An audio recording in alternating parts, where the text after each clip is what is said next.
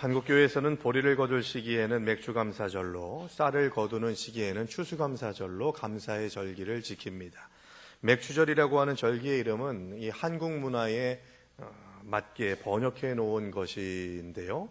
원래 히브리 원문의 어원을 가지고서 직역을 해보면 오늘 설교의 제목에도 나와 있듯이 첫 열매의 절기라고 하는 의미가 맥추절의 의미에 담겨져 있습니다.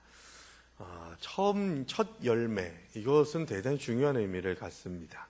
하나님을 믿는 믿음의 백성들 가운데에서 이 첫 열매라고 하는 의미를 중요하게 생각하지 않는 자들은 하나님의 역사하심 안에서 공급받는 그 기쁨과 감사를 모르는 자들이고, 내가 잘나서 내가 열심히 해서 공급받은 것이고 누리게 되는 것이라고 생각하게 되는 것이죠.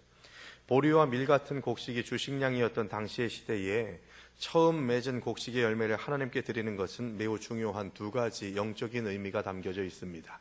첫 번째 의미는 뭐냐 하면 하나님이 모든 열매를 맺게 해주시는 복의 근원이라는 것을 인정하는 것입니다. 아멘이세요?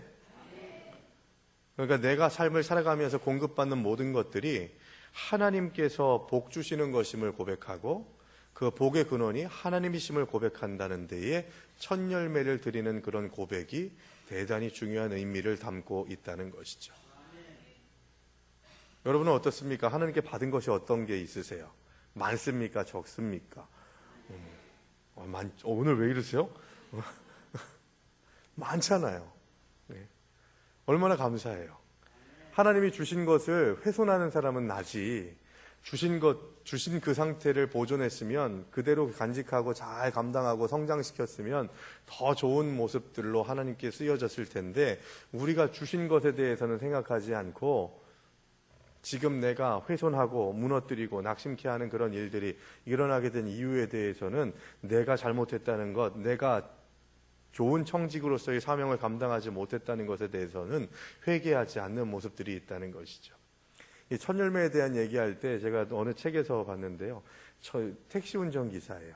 택시 운전기사가 책을 썼어요. 택시기사가 복음을 전하는 그런 뜨거움이 있는데, 택시 운전기사로 왔으니까 누군가는, 다른 사람들은 돌아다니면서 사람 찾아다니면서 복음을 전하지만 나는 택시기사를 하면서 사람들이 그냥 내 차를 탄대요. 그래서 그냥 전하기만 하면 된다는 거죠. 그러면서 이야기를 하는 거예요. 복음을 받아들이고 하나님을 믿는 믿음이 너무 기쁘고 충만하다 보니까 이 첫 열매에 대한 말씀을 들은 거죠. 그래서 이 택시기사가 무슨 고백을 했냐면, 하나님 앞에 서원하면서 기도하기를, 주님 앞에 감사하는 마음, 주님을 만난 기쁨이 얼마나 감사한지, 내 삶에서 하루 영업을 시작할 때 첫 번째 손님의 요금은 항상 하나님께 바치겠습니다. 이런 고백을 한 거예요. 이 고백을 하고서 그 다음날에 출근을 했는데, 갑자기 손님이 왔는데 대구를 가자는 거예요. 예. 그래서 아마 40만 원 정도가 뚝 떨어졌는데, 첫 열매는 주님 앞에 드리라고 해야 돼. 그러니까 참 어떤 때는요, 하나님이 알고 주세요. 네? 너 한번 보겠어. 너 진짜 그럴 거야? 라고 하는 테스트를 하실 때가 있어요. 사단은 그걸 유혹이라고 얘기하지만 우리는 그걸 하나님께서 우리를 더 큰 은혜를 주시기 위한 테스트라고 우리는 생각해야 되죠. 그래서 그 드리는 것이 얼마나 참 하나님, 좀 가까운데 좀 정거장 4개나 5개 정도 되는 손님이 첫 번째로 오게, 그래서 가끔씩 그런 기도를 나도 모르게 하더래요. 주님, 짧은 손님이 오게 하소서. 막 그렇게 하면서 영업을 시작하게 되기도 한다는데, 그래도 그걸 계속해서 지켰대요. 그런데 거기에서 중요한 것은, 그분의 고백은 뭐냐 하면, 하나님, 내가 한 하루에 첫 영업의 수익을 하나님 앞에 드림으로 인해서 내일도 돈 많이 벌게 해주세요. 더 많은 그런 복을 누리게, 그런 기도하지 않았다는 거예요. 네. 지금까지 주신 은혜가 너무 감사하다는 거죠. 그래서 내가 한 하루에 첫 시작을 하는 첫 수익을 하나님 앞에 드리겠습니다. 이 고백이 진짜인 거예요, 여러분. 내가 복 받으려고 받은 복이 많다며요. 다 녹화됐어요. 네. 많아요 하셨잖아요. 예? 여러분들이 오늘 절기연금 봉헌하는 것도 마찬가지예요. 더 큰 복 받기 위해서 봉헌한다? 이거는 좀 유아기적인 발상이에요. 받은 은혜가 충만히 많아요. 그래서 하나님 앞에 2018년 상반기 동안에 하나님께서 돌보시고 인도하시고 이끌어 주셔서 이제까지 지켜주시는 애가 얼마나 감사한지 주님 앞에 봉헌하는데 좀 특별한 마음으로 특별하게 봉헌하겠습니다. 이게 절기헌금인 거예요. 어떤 권사님 그런 분 계세요. 절기헌금을 하는데 다 1,000원짜리로 바꿔요. 1,000원짜리로 바꿔가지고 두툼하게 해가지고 딱 드려요. 그래서 왜 1,000원짜리로 그렇게 기왕 드리는 거 좀 두툼하게 드려야 좀 드리는 맛도 있지 않겠습니까? 그러면 10원짜리 동전으로 바꿔가지고 뭐죠 이거? 예? 푸대로다가 드리죠. 뭐. 이건 뭔 얘기예요? 이 비주얼을 생각하는 거예요. 비주얼. 보여지는 모습. 봉헌하는 것은요, 보여지는 게 아니에요. 제가 헌금 설교 참 하는 거 정말 어려워하거든요. 열심히 감당하시는 분들을, 그게 참 희한한 게, 그런 헌금 설교를 강조를 하면 꼭 희한하게 열심히 감당하시는 분들이 더 찔려해요. 그런 거 있잖아요. 혼나도 잘하는 애가 혼나요. 못하는 애는요, 그 자리를 잊지를 않아요. 도망 다니거나, 다른 데 놀러 가거나 그러지. 잘하는 사람들만 혼나는 거예요. 그래서 참 헌금 설교하는 것이 좀 힘들어요. 근데 이따가 좀 할랍니다. 왜냐하면 감사절에 오늘 성경 본문의 말씀이 봉헌에 대한 이야기가 있거든요. 자, 첫 번째, 첫 열매의 의미가 뭐라고요? 복의 근원이 하나님이십니다. 내가 잘나서 누리는 것이 아니라, 내가 출중해서 누리는 것이 아니라, 나는 부족하고 연약하지만 하나님께서 하셨습니다. 이 고백이 있어야 된다는 거예요. 그게 첫 열매의 신앙 고백이라는 거죠. 두 번째, 첫 열매를 드리는 의미는 뭐냐? 모든 복을 내려주신 하나님께 가장 처음 것으로 예배드리겠다고 하는 신앙인의 기본 자세가 거기에서 드러나는 거예요. 이건 뭐예요? 첫 열매의 은혜는 뭐냐 하면 짜투리 거, 남아도는 거, 썩어가지고 상품성도 없는 거, 이런 것들을 가지고서 하나님 앞에 드리는 것이 아니라 내가 드릴 수 있는 최선의 것으로 드리겠다고 하는 고백이 담겨 있는 거죠. 예. 우리 부모님들, 우리 신앙의 선배들 세대 보면 기억하시죠? 그런 어머니 아버지들의 그런 신앙 고백적인 그런 행동들을 보신 적이 있으실 거예요. 옛날에는 월급 봉투가 그냥 돈으로 왔기 때문에 월급 봉투 딱 오면요, 저희 어머니도 그렇게 하신 게 기억이 나요. 월급 봉투 딱 오면 빳빳한 돈 그거 딱 받으면요, 해가지고 이렇게 해가지고 11조를 딱 옆에 먼저 딱 떼놔요. 제일 먼저 떼놔요. 예. 그래 이거 하나님 거 하면서 그걸 다른 곳에 이렇게 봉투에 이렇게 딱 놓거나 아니면 성경책에다가 딱 꼽아놓고서 예물을 준비하는 모습들을 봅니다. 거기다가 어떤 분들은 다림질 하잖아요. 다림질. 예. 다림질 하면서 기도하시는, 주님, 이거 다 주님 주신 겁니다. 주님의 은혜입니다. 하면서 한 장 한 장 그렇게 봉헌하기 전에 빳빳하게 주님 앞에 드리겠다고 하는 고백으로, 이 첫 열매의 신앙 고백이 그건 거예요. 내가 드릴 수 있는 최선의 것으로 주님 앞에 드리겠다고 하는 고백. 여러분, 우리는 어때요? 여러분, 물질의 봉헌을 하는 것, 이것만을 얘기하는 게 아니에요. 우리가 예배 드릴 때도 제일 좋은 것으로 주님 앞에 드리겠다고 하는 고백이 우리에게 있어야 된다는 거예요. 헌신할 때에도, 봉사할 때도 내가 드릴 수 있는 가장 좋은 마음, 행복한 마음, 열정과 결단으로 드릴 수 있는 그런 봉헌하는 마음으로 헌신하는 자들이 돼야 된다는 거예요. 그게 첫 열매의 신앙인 것이고 맥주 감사절의 영적인 의미라는 거예요. 우리 어떻습니까? 첫 열매로 주님 앞에 헌신하고 봉사하고 예배하고 있습니까? 가장 좋은 것, 가장 귀한 것, 돈 많은 것, 제일 비싼 옷 가지고서 드리라. 그게 아니에요, 여러분. 예? 저는 참 너무 웃긴 게, 이번 주에 봉헌위원이니까 나 좀 명품 신발을 좀 신고, 이게 쓸데없는 소리를 하고 있어요. 그런 거 아니에요. 예? 내가 드릴 수 있는 최선의 모습으로, 제일 정돈된 모습으로 주님 앞에 드리겠다고 하는 결단과 고백이 있어야 된다는 것이죠. 제 머리 스타일을 보시면요, 평일에는 이렇지 않아요. 평일에는 이렇지 않아요. 제가 주일에만 젤을 발라요. 씻고서 나올 때 이렇게 제일 예쁜 모습으로 이렇게 나오려고. 이걸 바르지 않으면 제가 좀 머리가 쭈뼛쭈뼛 서거든요. 뭐 다른 때는 대충 산다 그런 게 아니라 주일에만 그렇게 좀 대부분 이렇게 좀 머리를 정돈시켜요. 왜 내 나름대로의 최선이다라고 그렇게 고백하는 거죠. 우리가 드리는 예배가 최선의 예배가 되어야지 그냥 해롱해롱 하면서 대충대충 그냥 이 자리에 있어주는 것만으로도 감사해야지 하는 생각을 하면 우리는 재단의 뜰만 밟는 자들이 될 수밖에 없다는 거예요. 첫 열매의 은혜를 사모하는 자들이 되시기를 주님의 이름으로 축원합니다. 주셨으면 감사하고 감사했으면 다시 주실 것을 믿고서 생활하는 것, 그래서 매일매일 감사가 습관이 되고 감사하는 그런 삶이 당연하게 여겨지게 되는 은혜가 이 맥주감사주의를 감당하는 저와 여러분들에게 나타날 수 있게 되기를 바랍니다. 사단은 계속해서 우리에게 공격하는데 감사할 조건을 찾게 해요. 감사할 만해야 감사하죠. 아니요. 믿는 자들의 감사는 감사할 수 없을 때에도 감사하는 것이 은혜인 줄로 믿습니다. 예.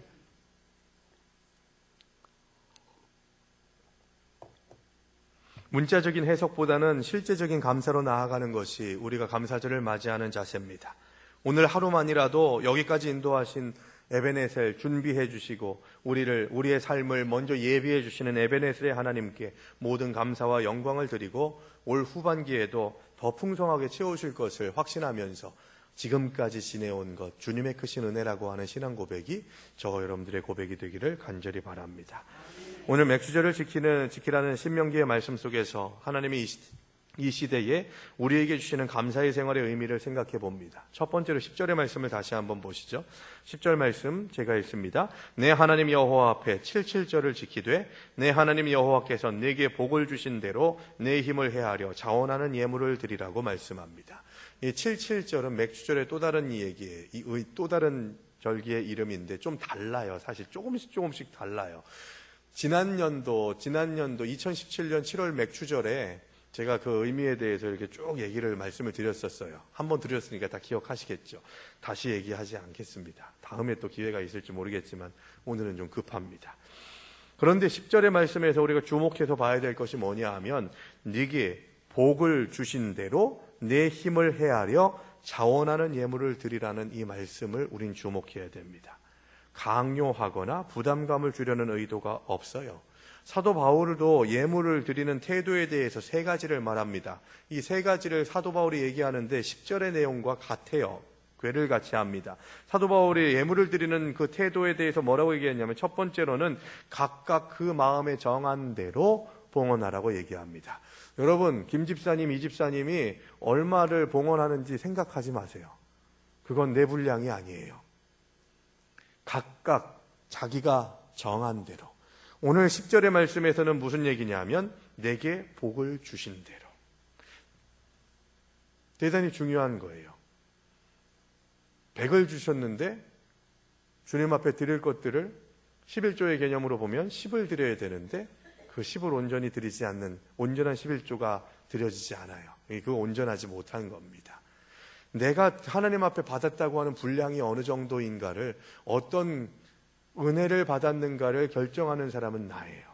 그리고 그 고백과 다짐으로 봉헌하는 하나님의 백성들의 그 분량도 내가 정하는 거죠. 각각 그 마음에 정한 대로 할 것. 두 번째는 인색하거나 억지로 하지 말라는 거예요. 그러니까 봉헌하는 일은 의무감으로 하거나 부담감으로 해서는 안 된다는 겁니다. 인간적인 의무감, 인간적인 부담감으로 해서는 안 된다는 거예요. 그 대표적인 인물들이 누구예요? 아나니아와 삽비라예요.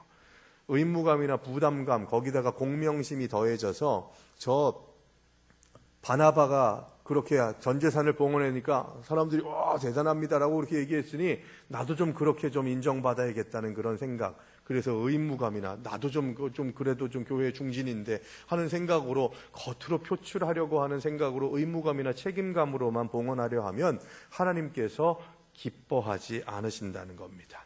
그래서 인색하거나 억지로 하지 말 것을 요구하고 있고, 마지막 세 번째로는 즐겨서 봉헌할 것.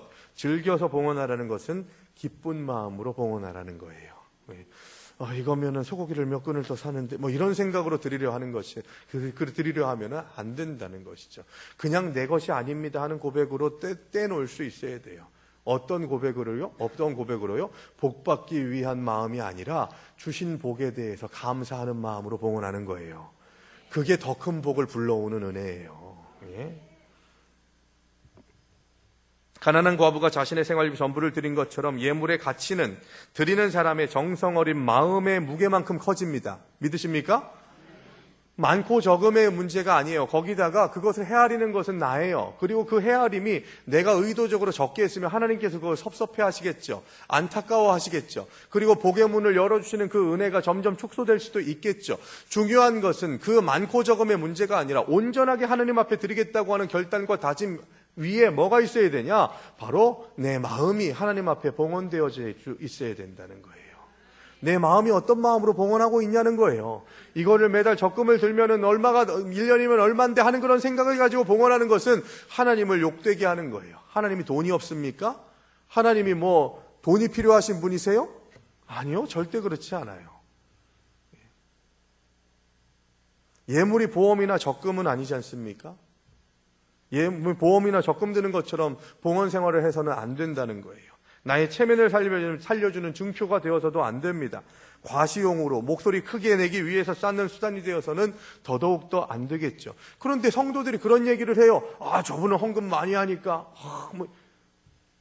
참 귀한 일이에요. 귀하고 감사한 일인데 여러분, 헌금 많이 하니까 그 존귀하게 되는 것은, 더 높아지는 것은 세상의 논리 아닙니까?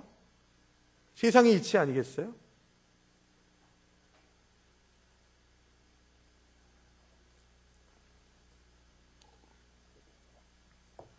맥주제를 맞이하면서 우리는 우리가 예물을 드리는 상황을 점검해 봐야 됩니다. 복을 주신 대로 힘을 헤아려서 하나님이 기쁘시게 받으시는 예물 생활, 봉헌 생활을 감당하기 위해 나는 어떤 봉헌 생활을 하고 있는지, 예물 생활을 하고 있는지 생각할 수 있어야 되는 것이죠. 여러분, 절기헌금, 제가 이 말씀은 항상 좀 드리고 싶었는데 7년 동안 묵혀뒀다가 정말 조심스럽게 말씀드립니다. 최선을 다해서 봉헌하시는 분들 계십니다만 절기헌금은요 11조에 준해서 하시는 거예요. 이게 원래 그 감당해야 될 하나님의 백성들의 사명입니다. 우리가 하나님께서 주시는 은혜 가운데에서 내가 뭘 해야 될지, 어떤 것을 해야 될지, 제가 좀 부끄러운 고백을 좀 한 가지 하면요,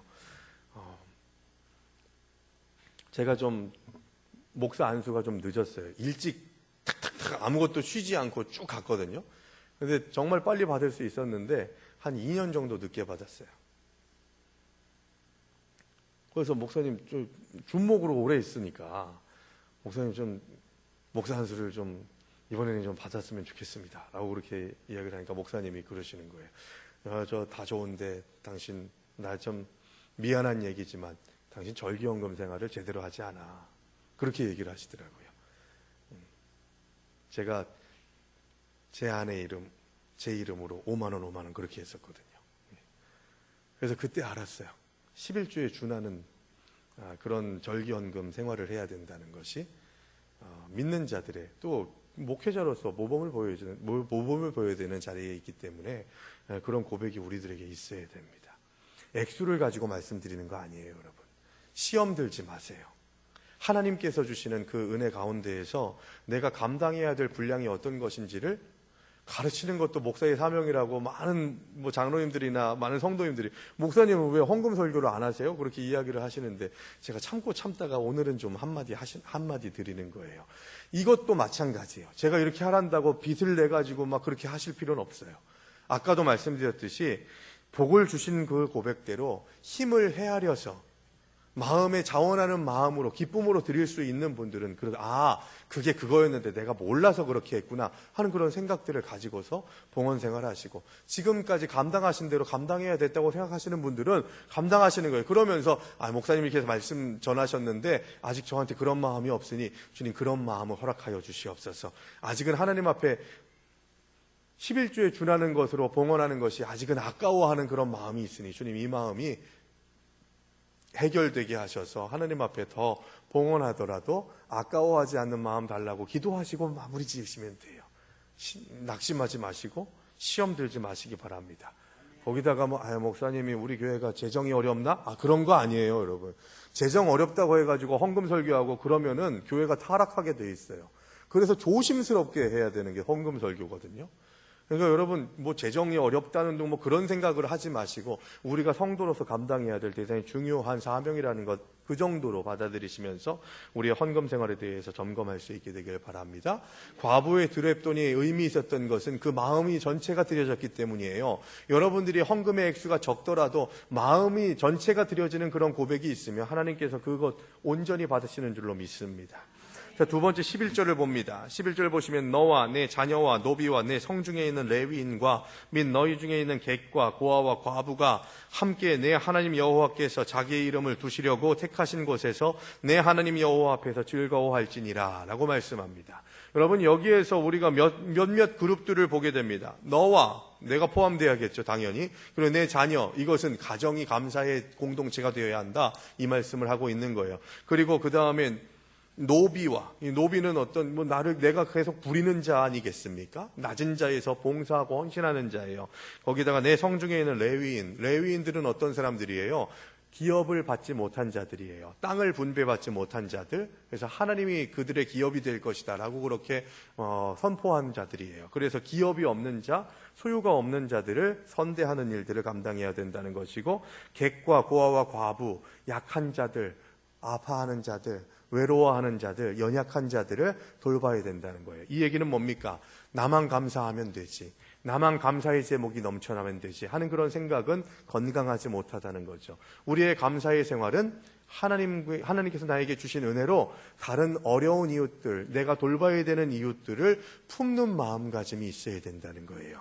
나만 구원받고 나만 능력받고 나만 즐겁고 은혜 받으면 되지, 이게 아니라 내가 은혜 받았으니 아직 은혜를 누리지 못한 자들, 은혜를 모르는 자들을 위해서 희생하고 헌신하겠습니다라는 고백이 여기 담겨 있는 거예요. 그래서 맥주절의 의미, 감사절의 의미는 뭐냐? 내가 감사하는 삶을 너희에게 주었다면 너희의 삶의 감사의 분량만큼 어려운 이웃들을 도와라, 힘겨운 자들을 도와라, 우는 자들과 함께 울고 웃는 자들과 함께 웃어라 라고 하는 그런 고백이 우리에게 있어야 된다는 겁니다. 그래서 감사절은 뭐와 연결되냐면 사명과 연결되는 거예요. 하나님께서 나에게 이렇게 채우셨으니 주님, 내가 어떤 일 할까요? 받은 은혜가 이렇게 귀하고 아름다운데 하나님의 백성답게, 하나님의 공급의 은혜를 경험하는 자답게 내가 무엇을 해야 될까요? 해야 될 사명이 어떤 것인지를 알려주시옵소서라는 고백이 있어야 된다는 겁니다. 무언가를 바라는 조건을 내걸지 말고 그저 구원의 은혜에 감사하는 마음으로 기도하며 아뢰면 우리의 감사의 절기는 완성될 줄로 믿습니다. 하나님께서 우리에게 자기의 이름을 두시려고 택하신 곳에서 하나님께서 임재하시고 감사의 예물을 받으시겠대요. 여러분, 이 화평교회 공동체가 하나님이 이름을 두신 곳이 되시기를 주님의 이름으로 축원합니다. 우리가 가는 곳마다 어느 곳이, 장소적으로 어느 곳이 은혜의 장소가 아니라 우리가 있는 곳이 은혜의 장소가 될 수 있게 되기를 원합니다. 그러면 우리가 은혜 받을 만한 자들이 되어야 되고 은혜를 아는 자들이 되어야 한다는 것이죠. 적극적으로 하나님께서 나에게 주신 은혜를 기억하면서 하나님이 돌보시는 기쁨과 감사의 삶을 살겠다고 결단하는 다짐. 그래서 받았으면 더 많이 헌신하고 더 많이 주님께 쓰임받기를 원하는 믿음의 백성들이 되어야 한다는 것입니다. 마지막 세 번째 12절의 말씀을 보시죠. 너는 애굽에서 종되었던 것을 기억하고 이 규례를 지켜 행할지니라. 너는 애굽에서 종되었던 것을 기억하래요. 그리고 오늘의 규례를 지키는 것이 애굽에서 종살이했던 그 삶을 기억하는 것으로 인해서 더욱더 구체적으로 오늘의 절기를 은혜로, 감사로 지키라고 말씀하고 있는 겁니다. 종되었던 것을 기억하라, 이 말은 바로 쉽게 얘기하면, 우리나라 말로 얘기하면 개구리 올챙이적 생각해야 된다, 그 얘기예요. 과거에 하나님께서 건져주시고 채워주시고 치유해주시고 은혜 베풀어 주신 것을 기억하지 못하면 우리는 지금 내가 경험하고 있는 아픔과 해결되지 않은 문제들 때문에 감사하지 못하게 된다는 겁니다. 내가 얼마나 죄인이었는가를 생각할 줄 알면서 살아가는 사람은 예수님의 구원의 은혜에 감격하면서 눈물을 흘리며 감사할 수가 있는 것이죠. 이스라엘 백성들이 애굽에서 종되었던 시절들을 잊고 살아간다면 자유롭게 밀과 보리를 거두는 맥주절을 감사의 절기로 지킬 수 없었을 겁니다. 왜요? 내 힘으로, 내 능력으로 했다고 생각하게 되니까요. 구약의 이스라엘 백성들을 보시게 되면 그들이 종되었던, 애굽의 종되었던 시간들을 잊어버리게 되었을 때에 타락하고 하나님을 떠나게 되었던 것을 보게 됩니다. 우리도 마찬가지예요. 하나님을 떠나게 되는 이유가 뭐냐? 바로 하나님의 은혜를 저버리게 되는 일들, 이제까지 지킬 수 있는 은혜를 깨닫지 못했던 그런 삶의 시간들을 경험하게 될 때 우리는 무너지게 되어 있는 겁니다. 지금까지 주신 은혜가 얼마나 감사한지를 회복하는 은혜가 있게 되기를 바랍니다. 애굽에 종살이 했던 그때를 기억하는 것, 그때 내가 힘들고 어렵고 고통스러웠었는데 하나님이 계셨기에, 하나님이 함께 하셨기에 내가 살 수 있었습니다. 내가 여기 설 수 있었습니다. 이 고백이 우리들의 고백이 되어야 할 줄로 믿습니다. 그래야 오늘의 아픔과 문제와 결핍이 불평불만의 제목으로 나타나지 않아요. 말씀의 결론을 맺습니다. 여러분, 감사하는 자가 되시기 바랍니다. 감사하는 자가 되려면 첫 열매의 그 영적인 의미를 깨달아야 된다고 말씀드렸죠. 복의 근원이 하나님이라는 것을 고백하고, 내가 첫 열매로 주님 앞에 예배드리겠다고 하는 이 절기의 의미가 바로 최선의 것으로 하나님 앞에 나아가겠다고 하는 고백이 있어야 된다는 거죠. 그런 고백으로 감사하는 자들이 되면요, 얼굴부터 바뀌어요. 얼굴에 빛이 있어요. 행복해요. 감사가 넘쳐요. 이건 예쁘고 못생기고의 이야기가 아니에요. 여러분 아시죠? 생긴 거는 못생긴 것 같은데 매력 있는 사람들이 있어요. 옆에 분들 얼굴 한번 보세요. 잘생기고 못생기고의 문제 아니라니까요. 빛이 있냐, 그게 중요해요, 여러분. 멋 입은 얼굴 하고 다니지 마세요.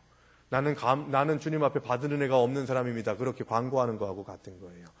그렇게 주님, 다른 사람들이 보기에 당신은 참 보기만 해도 은혜가 되네요 하는 그런 고백을 들을 수 있는 사람이 되시기를 바랍니다. 옆에 있는 분 다시 한번 보세요.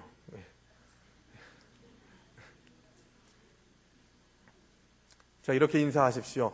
보기만 해도 은혜 되는 사람 되겠습니다.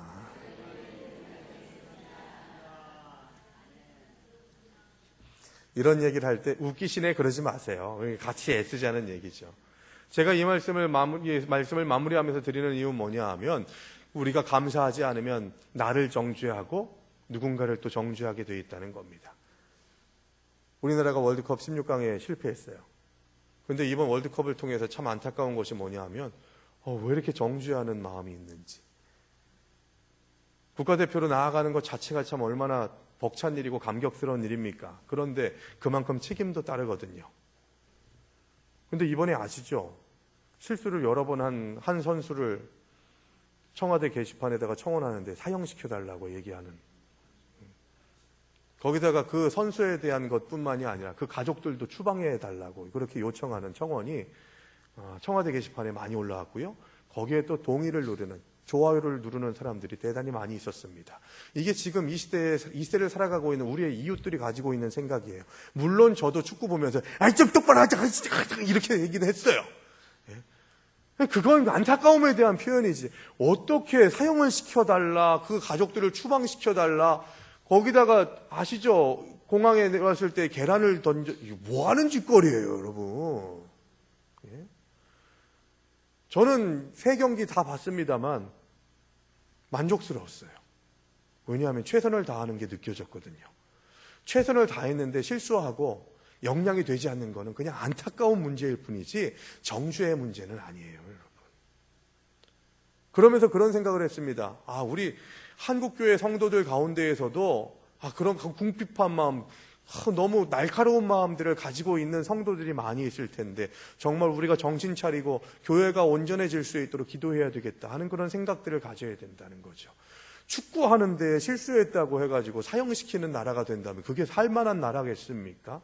그런데 그런 마음을 품고 있는 자들이 있으니까 보복 운전하려다가 더 문제가 생기고 막 묻지마 살인하고 층간소음 때문에. 옛날에는 그런 일 없었잖아요. 2000년 되기 전까지는 층간소음 때문에 죽이고 그런 일들이 없었다니까요. 그만큼 우리가 강팍해졌다는 거예요. 그러면서 이거 저 인간들 이럴 것이 아니라 이 세대 가운데에서 내가 그렇게 나쁜 영향을 받지 않도록 하나님만 바라보는 믿음의 사람들 되시기를 주의 이름으로 축원합니다.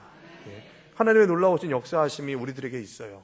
주님이 나와 함께 하심을 확신하면서 이제 남겨진 2018년의 하반기 하나님께서 더 크게 사용하실 수 있도록 먼저 감사하는, 그 다음에 하나님이 나한테 뭘 주실지를 보고서 감사하겠습니다, 이게 아니라 먼저 주님 앞에 감사할 수 있는 하나님의 백성들이 되시고, 먼저 감사하더라도 이전에 받은 은혜가 충만하다는 것을 기억하면서 매일매일 감사함으로 기쁨과 즐거움이 넘치고, 기쁨과 즐거움이 넘치는 첫 열매를 주님 앞에 드리겠다고 하는 신앙 고백을 가지고서 나아가는 자들은 항상 나뿐만이 아니라 내 가족도, 이웃도, 성도들도, 믿지 않는 자들에게조차도 사랑을 줄 수 있고 위로를 줄 수 있고 기쁨을 줄 수 있다는 것을 기억하면서 내가 먼저 축복의 통로 되기를 고백하는 하나님의 백성들 되시기를 주의 이름으로 축원합니다.